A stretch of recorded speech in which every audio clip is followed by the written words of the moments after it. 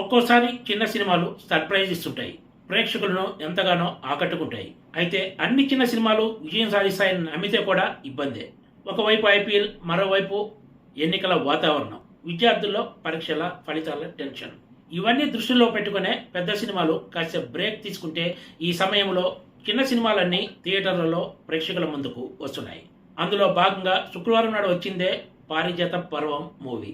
ఇందులో హీరోగా నటించిన చైతన్యరావు ఇటీవలే కీడాకోల సినిమాతోటి ప్రేక్షకులను ఆకట్టుకున్నాడు. సునీల్, వైవహర్ష, శ్రద్ధాదాసులు పారిజాత పర్వం సినిమాలో కీలక పాత్రలు పోషించారు. పారిజాత పర్వం సినిమాకు ఉపశీర్షికగా కిడ్నాప్ కూడా కలే అని పెట్టారు. దీంతో ఈ సినిమా కథ అంతా కూడా కిడ్నాప్ చుట్టూనే తిరగబోతుందని ఎవరికైనా అర్థమవుతుంది. ఇక సినిమా అసలు కథ విషయానికి వస్తే, పారిజాత పర్వం మూవీలో అన్ని సినిమా కథలే.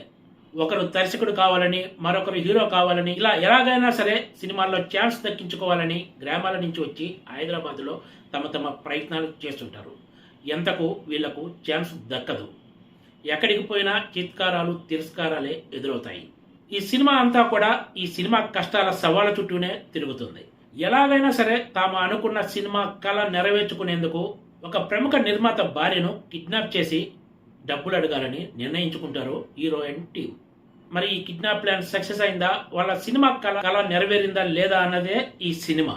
అయితే ఏ దశలో కూడా ఈ సినిమాలో ప్రేక్షకులు ఎంటర్టైన్ అయ్యే అంశాలు కనిపించవనే చెప్పాలి. కథలో, కథనంలో ఎక్కడ కొత్తదనం కనిపించదు. శ్రద్ధాదాస్ బార్లో ఒక డ్యాన్స్ గర్ల్ గా కనిపిస్తుంది.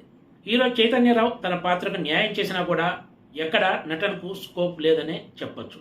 సునీల్, వైవహర్షల పాత్రల పరిస్థితి కూడా అంతే. ఈ సినిమాలో ప్రముఖ నిర్మాతగా కనిపించిన శ్రీకాంత్ అయ్యంగార్ నటనలో ఒకిన్ని వేరియేషన్స్ చూపించారని చెప్పొచ్చు. దర్శకుడు సంతోష్ ఖమ్మంపాటి, టాలీవుడ్ ప్రేక్షకులు ఇప్పటికే ఎన్నో సినిమాల్లో చూసిన రొటీన్ కథలనే పారిజాత పర్వంలో చూపించారు. ఈ సినిమా కష్టాలు, కిడ్నాప్ డ్రామా కూడా అత్యంత సాదా సీదాగా ఉండటంతో ఈ సినిమా ప్రేక్షకుల సహనానికి పరీక్ష పెట్టిందని చెప్పొచ్చు. Please subscribe TGTV.